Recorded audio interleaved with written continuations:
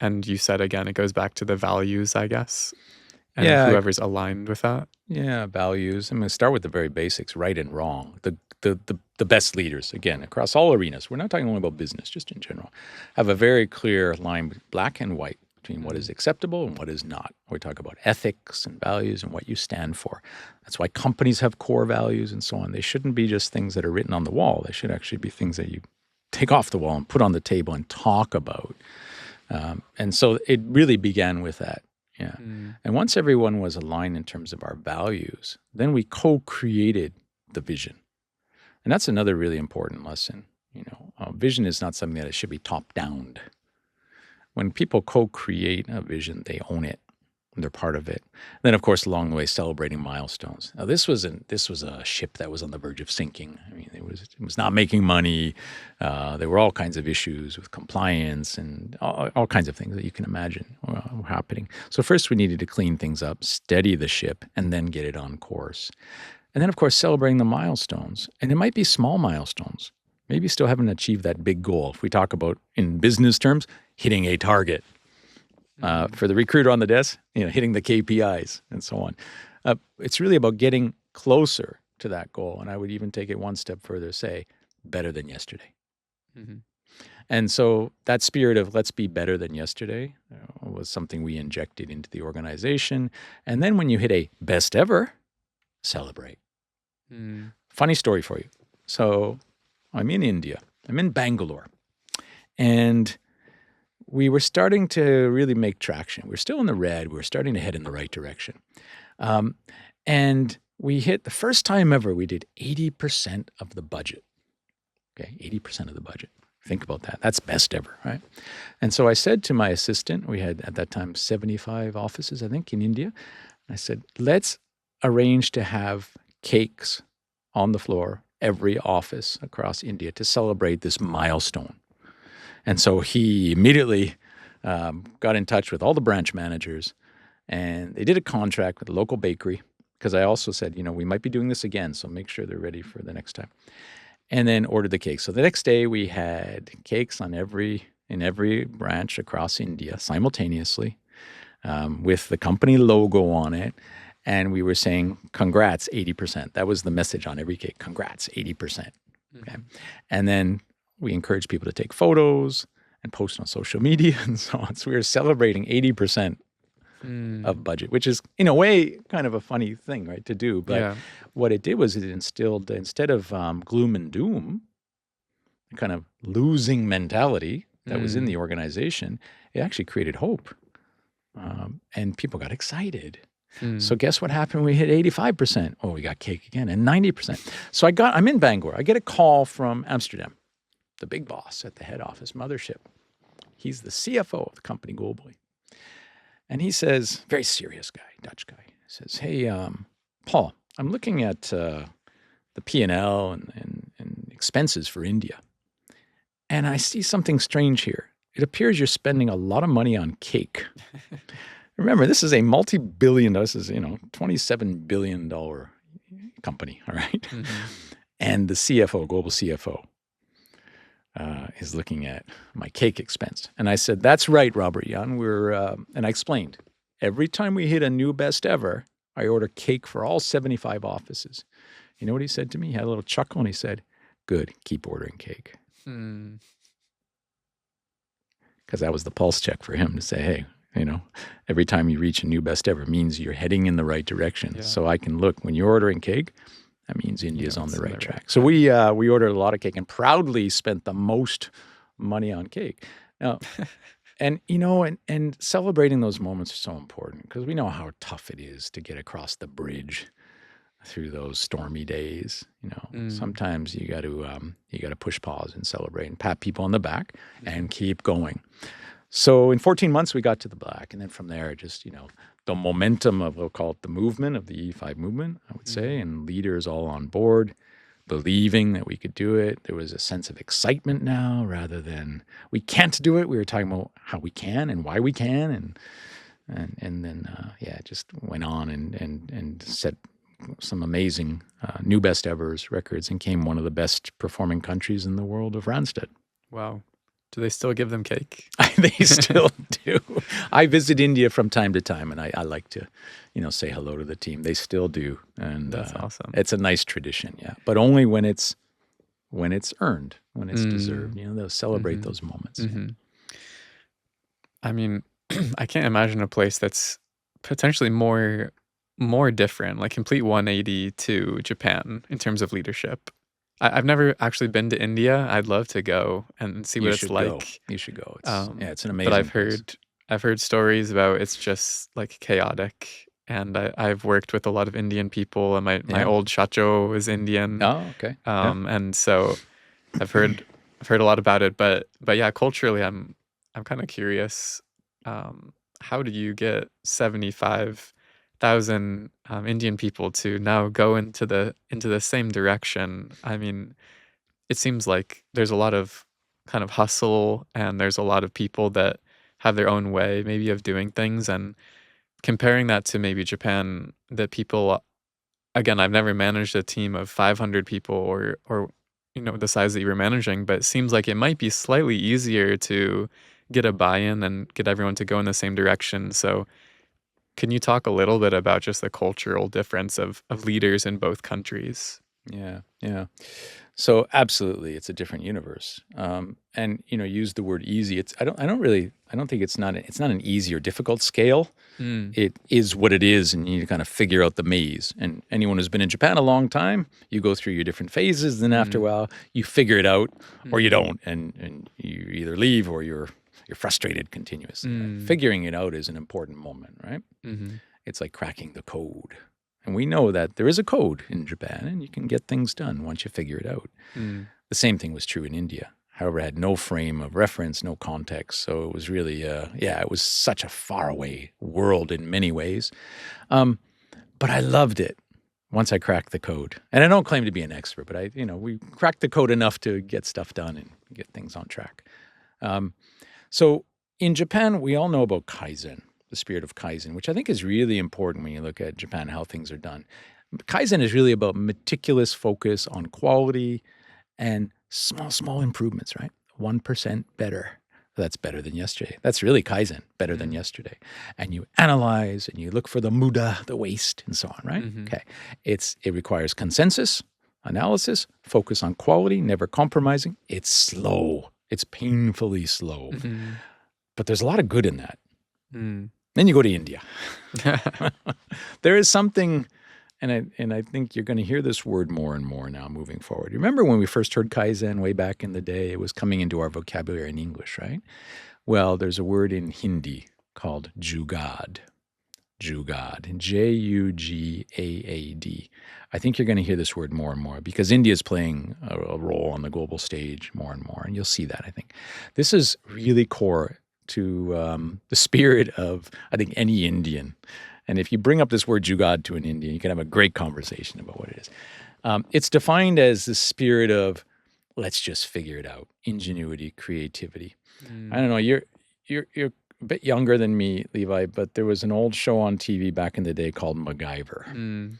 Right? Maybe you watched the reruns in the old day, but MacGyver would have, a roll of duct tape, some matches, some string, and I don't know, a blue tarp, and he would say, okay, we're going to build a rocket. I'm like, they would just figure it out, right? So that's Jugaad, where you take what you have. For example, you open the fridge, and with these ingredients, with no recipe, we're going to make an amazing masterpiece, Michelin star meal. And that spirit is really there in India. Now, how do you harness that? Because that can also get out of control. So I thought, well, hang on. I've been in Japan a long time, and Japan has some great stuff. And in general, people in India tend to admire Japan, the Japan story of how Japan rebuilt the country after World War II from nothing into an amazing economic power. So I thought, I'm gonna bring some of the lessons I learned in Japan into India. So I brought Kaizen. And I talked about how this wonderful thing called Jugaad that we have in India, just imagine if we were to marry these two. The focus, the quality, the meticulous process combined with speed, agility, let's go, bring those together. And so that was one of the key things that I think really kind of triggered the movement. being respectful of the local culture, but also Mm. bringing that outside perspective. Mhm. And people on my team in India embraced it. Now, how do you bring everybody together? Well, how do you harness that spirit? Communicate, communicate, communicate. And communication, by the way, means listen first. I learned that listen. Mm. Listen first. Doesn't mean speak first. That's why my dad used to say, 2 ears, 1 mouth, son. Listen more than you speak. And that was an important lesson for me, especially in the first few months. Once I had my finger on the pulse of people and what motivated them, what their challenges were, then I was able to really come up with an action plan. And again, harnessing the local culture. The old phrase, when in Rome, do as the Romans do. Well, hey, if you're going to go lead in India, you better learn about cricket. Mm. I knew nothing about cricket. So I immediately found out who are the legends in cricket. Sachin Tendulkar. I read his book. I watched his movie. And then I was able to talk, about things that were important to the audience. Mm. So it's kind of about building the common ground and being able to know with that context, like what kind of questions you can ask, and then listening and gaining more information and connecting with people. And I mean, that's got to be true everywhere in the world, It's right? universal. Yeah. Yeah. And to follow up on your question, just to wrap it up. So we often talk about, what's different about leading in India, leading in Japan. Well, Mm. actually, and this is another revelation when I wrote the book, there are more similarities. When you talk about game-changing, effective leadership, I think it's timeless and borderless. Mm. Again, across arenas, go back 2,000 years, whether we're talking about Greek philosophers who thought about leadership or today in politics and arts and science and business, sports, whatever, it doesn't matter. Ultimately, there are certain rules about effective leadership that cross all boundaries. For example, if I were to say to you, Levi, would you follow a leader who has your back in good times and bad, no matter what? Of course, yeah. I can go to Mexico, I can Mm. go to Poland, Mm. I can go anywhere in the world and ask that same question. I'm going to get yes, right? Mhm. Would you follow a leader who is always transparent, who walks the talk? Yes, right. Mhm. We can come up with 20 questions. This is the stuff of effective leadership. Mm. So there are actually more similarities. I would even say it might be the 80-20, if not 90-10 rule. 80 to 90% of effective leadership, what leaders do, is borderless and timeless and so on. That doesn't matter whether you're, again, in any arena. The other stuff is the localisms, Cultural It's nuances. the cultural nuances. And Mm. while it is a minor part, it's important to understand that. And so that was the first thing I did when I went to India.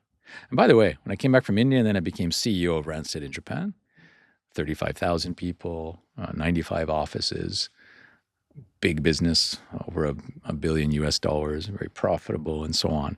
I took some of these important lessons I learned in India and I applied them in Japan. So I plugged in Jugaad into Kaizen. Mm. And so if you ask my former colleagues here in Japan, they'll know Jugaad because I talked about it a lot. Wow. You go back and forth to India still Yeah, quite a bit, right? yeah, yeah. This is just for pleasure, or you still have a business there, or Yeah. So, well, to bring up to today, yeah. just about a year ago, I graduated. I use the word graduate, not retired. Uh-huh. Still way too young to retire, but I graduated from the recruitment world and from my corporate role, and started my own consulting firm. Not doing recruitment, doing a number of things. So I'm actually an external advisor to Bain Consulting. So I work on various projects with Bain around the world. Whether it's a company that is, doing succession planning, or they've done an M&A and they need to do post-merger integration, bring the culture together. It's kinds of things that I would have done as a CEO. And then I'm also doing some consulting with companies in India that want to enter Japan, either through a merger and acquisition or a joint venture, and vice versa, companies in Japan that want to go to India. So that corridor has kind of Mm. become my one of my sweet spots. I'm also teaching at Globus University, a course on leadership and organizational development. So I'm able to weave in, some of my thoughts on leadership. I'm also on the board of a Japanese listed company. This is something I really wanted to do for some time, and I'm sure you know, but there are not too many non-Japanese sitting on boards as non-exec directors. Corporate governance in Japan is very Japanese. Everything is in Japanese, the corporate governance code and so on, and meetings, everything's conducted, documents. And I see it as an opportunity to help Japanese companies go global. So we all know that Japanese companies are faced with challenges with the changing demographics. So going global is a key to thriving, not just surviving. And so I'm sitting on the board of an amazing company. It's a 122-year-old company now called Hasegawa Koryo, fragrance and flavor industry. Know nothing about the industry, but I've learned, of course, and what a wonderful company that's already somewhat global, but globalizing even more, and I'm helping them with that. Along with a few other things, I'm doing some coaching as well.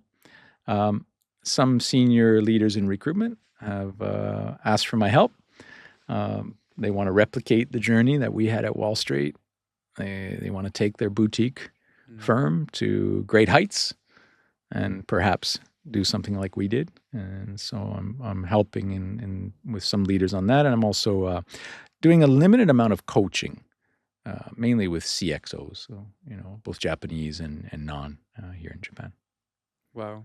I mean, you have your hands in a lot of different pieces of pie, you're saying, or you split up your life in a lot of different ways, it sounds like, after graduating. Yeah. It sounds like you're potentially even more busy than you were before, or just kind of, doing a lot of different activities with it. So what was the decision to leave, recruitment, and then did you have a vision for these other aspects, I guess, or ventures that you were going to get into, or did you just start fresh and then figure it out from there? It was a bit of both. I mean, when you're on the corporate ladder, so to speak, I mean, it kind of is a ladder. It's almost like an escalator in a way. If you and if you do well, you keep going, and the assumption is to ride that escalator. And the opportunity came to move on to the next challenge in the company, and I decided to jump off the escalator or ladder. Which again, as I said earlier, go left or go right. Majority of people around me said, what are you thinking? Why would you leave this world where you've built your credibility and so on, and the opportunity, number one player in the world in this industry as well, by the way. But as I said earlier too, I tend to, when everyone says go left, I want to go right. It's just in my DNA. That's one. Secondly, I like the idea of building off of what you've learned in the past and apply it to a larger audience. And so what I had learned in Randstad, and I learned so much there. I was so fortunate. They invested in my learning and development. I studied at INSEAD in France, London Business School. It was amazing learning opportunities, and I was able to apply that, of course, there. But I thought, what if I could take it out to the world and impact more organizations, more people, and so on? That's where the seeds were planted. And I kind of had this idea that maybe I could, graduate and have a bigger impact on a wider audience. So that's really where it began. But I did not have, let's say, all of the things I explained to you earlier. None of that was lined up. I literally stepped off, the ship Into the unknown. Into the unknown. But But wanting also, to make a bigger impact. that was my purpose. It continues to be my purpose. And as I said at the outset when we first started talking, when you're open to things, the universe brings you things. Not to, kind of veer into the spiritual zone. But there is something about that. Absolutely believe when you're physically, mentally open to things, things come. When you're not, they don't. And so the moment I decided that I was going to jump off the ship and graduate, then things started to come. Of course, I proactively had conversations and so on, asked for advice, but things started to come. And they continue to come now. So I'm quite blessed now that I have so many different opportunities. Yeah. I mean, I want to ask about kind of the middle section that we maybe didn't cover so much, but someone who is maybe a middle manager, maybe they've been in recruitment, let's say, for 5 years, and they're not sure, what's the trajectory of their career path. I think a lot of times at the boutiques, it's hard to get promoted to that next level, and there's only one seat at the very top, right? That's There's only right. one seat. I mean, I'm sure you know the stat of how many, COOs, but it's less than 1%, right? Even within the company, obviously. Yeah. So, Yeah. someone who's open to that. You know, I'm open to being the COO. Like, universe, please, I'm ready to be the Bring COO. it to me. Bring it Yeah, on. yeah. Obviously, like, maybe that manifesting it is part of it, but can you name maybe Hmm. 3 things, I guess, that you did differently than your peers that were at the same level, Yeah, sure, to sure, differentiate sure. and get on that escalator? It's a great question, and this is not a foolproof formula, because if you go and do this, it will therefore take you to the CEO seat. I'll come back to what I said earlier about relationships. When you're in an organization, let's say you're in one organization, it's important to have someone that has your back. We say that reputation and legacy and so on is, what people are saying about you when you're not there. Mm, So who's sponsoring you? We'll call that sponsorship, right? Who's really supporting you and talking about you in a positive way when you're not there? That has to be genuine. That can't be faked. So we talked earlier about, fake it till you make it. I don't buy mm, that, because at one point up the triangle of an organization, there's a point where you can't fake it anymore. mhm. You have to have what There's it too takes many to do eyes it. on you Yeah, to. that's exactly it. Mhm, And so I think one thing I did was I built relationships which were genuine. Were genuine and honest relationships with peers, of course, with people on my team, but also above. So that's one, build relationships. Spend time to do that. I'm often surprised when I talk with leaders, not only in recruitment but in general, and say, "When's the last time you had coffee with X, Y, Z, A, B, C, and so on?" You talk about different people, and often they'll say, "Oh, no, I've never done it." And that's the 4 corners of the organization. That's not just about managing up. It's about everyone around you, building relationships, understanding what makes people tick. That's the pulse check I talk about, right? And we know that a coffee goes a long way. With 2 ears and one mouth, you go to the coffee to listen, not to mm, tell. Oh, I have coffees with my team all the time. What do you do in the coffee? Well, I tell them what they're doing wrong. Well, I'm not going to build relationships. That's one. Secondly, asking for advice. And this is something it took me until I was probably around 40 or so, to realize that asking for advice is not a sign of weakness.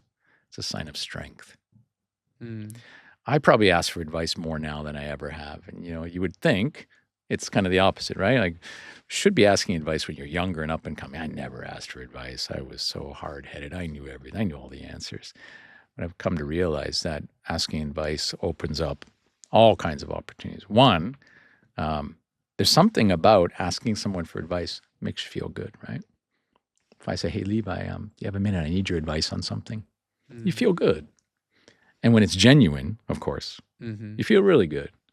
And then when you absorb and take that advice, now whether you take action or not, but at least you have a meaningful conversation, you feel good, and the person you ask for advice feels good. So I asked for advice from people all around me, including above, uh, my bosses and so on. It's another one. And the third one, always be learning. mm, Read, learn, digest content, talk about it.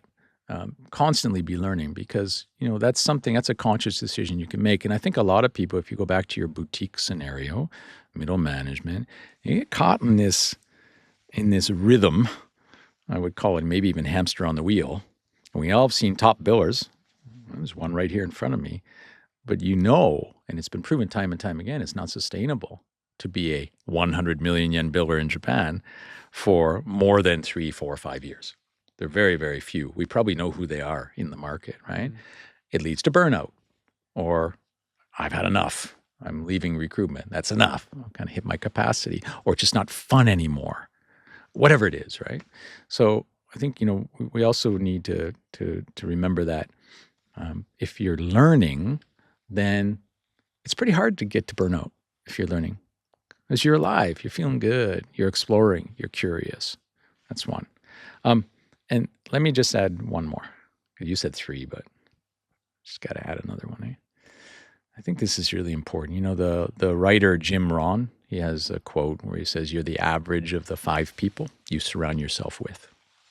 Okay, it's debatable. Some people debate that, but I do believe that if you surround yourself with people who are not only thinking, but doing, trying, experimenting, using positive language, can do mindset, constantly exploring, and so on, you become like that, right? So that's, again, a virtuous cycle. That's, in a way, a movement.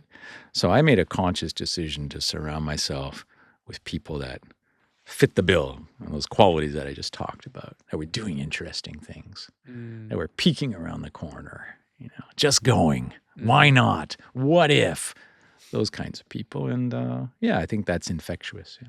I mean, you've spoken to some things that I'm experiencing or I experienced as well. So I really resonate with this. I mean, this last point, I think people like Juanis and Axel at InnoHive, like doing this podcast, and people on LinkedIn, right? I think we're getting to see more and more um, this can-do attitude and what's around the corner, and we're seeing this experimentation. So it's great to be able to see that and what other people are doing, and then latch onto it and really build those connections with people. So I totally agree with that. And what your point about learning also was spot on. I think that's if I had to boil it down to one reason why I left recruitment, it's because I stopped learning.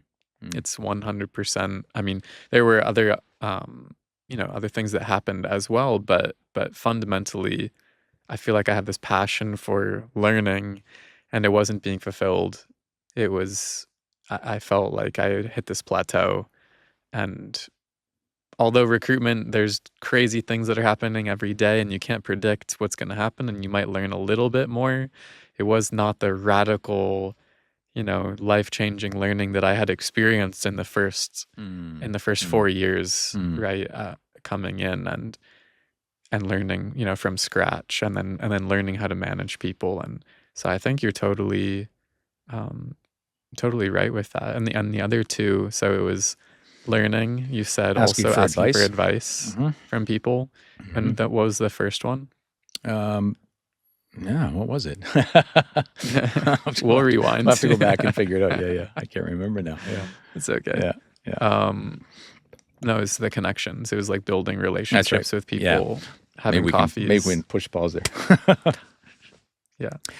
Absolutely, building relationships and doing it in a genuine way. Yeah. Spending time with people, listening first, before kind of imposing your thoughts and so on. And there's, I think, something to this, that if you're so wrapped up in your own world, whether it's because you're not feeling so confident in who you are or your abilities or what you're producing, or maybe you feel like everyone is, so much bigger. I mean, someone who's run a $1 billion company, right? And just reaching out, and we had a coffee in Tokyo American Club, and I met you, and I definitely felt some, who am I to be here right now?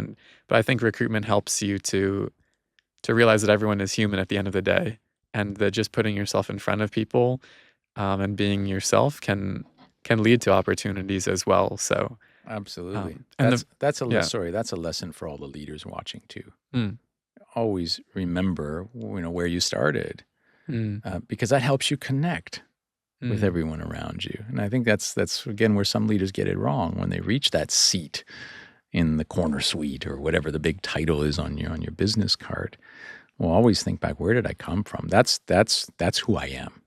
I happen to be in this seat now, but the real me is where I started, because that's the core, right? Yeah. And that's the leaders who don't forget that, I think, tend to be better connected, better engaged, admired. And let's face it, I'm going to follow a leader who's in the game, who's with me, who I feel is like a peer rather than my big boss. And I think when you look, I mean, as a recruiter, meeting the high-level COOs and CEOs, they were really the nicest and the most genuine, and just seemed like, I don't know, very comfortable in their skin and very ready to help other people and lift them up as well. So it's interesting to see. It was almost the lower level, people that were really hard to deal with in some ways. And the middle manager, as you said, right? The HR manager versus the CHROs. Yes. There is a lesson there, isn't there? Something about, we used to say that when I was in recruitment as well. It's the people on the way up that are the pain, they're hard to deal with. But once they've made it, they're just genuine good people, because they've been through that. Ego aside, they've made it. You can have meaningful conversations. And that's why we always said, talk to the decision maker. Don't take no from somebody who doesn't have the power to say yes. Very important rule, right? So Yeah. don't waste your time with that, and build those relationships, and they'll serve you well for sure. So go the extra mile, get out there for coffee with the big boss, with whoever around you, basically, and I think, yeah, if you just are giving and you're supportive, then it's going to come back to you. So this is amazing advice for recruitment leaders as well as just leaders in general, and I appreciate that. Is there anything else that you wanted to cover Yeah, I and wanted talk to to. the Well, first of audience? all, I wanted to suggest something new. Your podcast, by the way, is wonderful. Thank And I you. think everybody, not just in recruitment, by the way, I mean, there is that angle. You certainly came down that path. But I think one of the topics we talked about today was that, the muscles you're building in the recruitment world on the desk, being a recruiter or as a leader in recruitment, those are transferable. They're not limited to that world of recruitment. And I think I've proven that as well. All those muscles I built over the years in the Wall Street days, the N-World days, the Randstad days, I'm using all those every day. And in the process, I'm also building some new muscles as well. But I thought, in this podcast, maybe it's a chance to start a new tradition. Back when we were kids, I don't know if you had this in Hawaii, but you had show and tell at school. Uh-huh. You bring something in. Yeah. How about having your guests do a show and tell? So I brought something. Yeah. Well, first of all, you've got my book there. So let me show you part of talking about the book journey. So the version you have there is the global version. And then this is the India and subcontinent version of the same book. Slight tweaks inside. This is in the Maldives and Sri Lanka and India. So kind of cool to see the cultural difference there.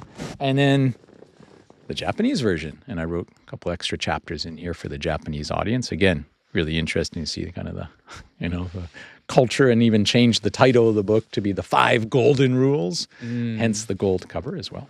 But that's not my show and tell. My show and tell is this. So, okay, if you invite a Hawaiian to a podcast and that Hawaiian could bring one thing that's very Hawaiian, what would you bring? Probably the ukulele. The ukulele, okay. Yeah. Or a surfboard, I guess be a little bit too big to squeeze in, right? A bit big, yeah. Okay, so let's flip it around. You invite a Canadian to a podcast. What would a Canadian bring that would maybe fit in a little bag here? I mean, I'm going to be stereotypical and say some maple syrup. Maple syrup. Well, there's or a hockey puck. Yeah, the maple syrup is there's a shortage right now. Oh, because really? of tariffs and so on. But we won't get political Oops. right here. But you're right. The second one's right. A hockey puck. So I want to be the first one on a podcast, maybe in Tokyo ever, to bring a hockey puck. But not only a hockey puck. This puck is a very special puck. You'll see the logo here. This is what's called a Yeti. Yeah. Right? We see that there. Well, this is actually the Himalayan version of the Yeti. And so I go to the Himalayas every year, one of my passions. I go to northern India, out on the frozen lakes at about 3,800 meters, well over 13,000 feet. Wow. And I coach ice hockey in India and volunteer and donate equipment every year and so on. And we play in a tournament, and we created a team. I just got back, by the way. People come from all over the world, and we created a new team this year called the Yetis. So I brought a puck that we used at the top of the world. Wow. To show as part of my show and tell. That's beautiful. The Yetis. And you're always welcome. I know from Hawaii, a long way from the top of the world, from the ocean to the top of the world. But if you ever want to join us, every January we make this trip. Wow. And it's wonderful, yeah. Yeah, I would love to come and visit. And thank you for starting this tradition. It's also, this is the first podcast I've done in person. So we'll see if there's going to be more more out there. But yeah, I really appreciate you thinking about this, and everything that you've shared so far is super valuable. So, well, thank you. And thanks for having me. Great conversation, and keep it up. You're creating your own movement by engaging with, guests from various backgrounds and so on. And for those who are watching, hopefully they take away 1 or 2 or 3 golden nuggets, and then you can apply, right? Because ultimately that's what it's about. It's about bringing these discoveries, these ideas to life. Yeah. If you're not executing them and implementing them, then what's the point? You got it. Yeah. Get out there. Let's go. All right. Thank you very much, Paul. Thanks, Levi.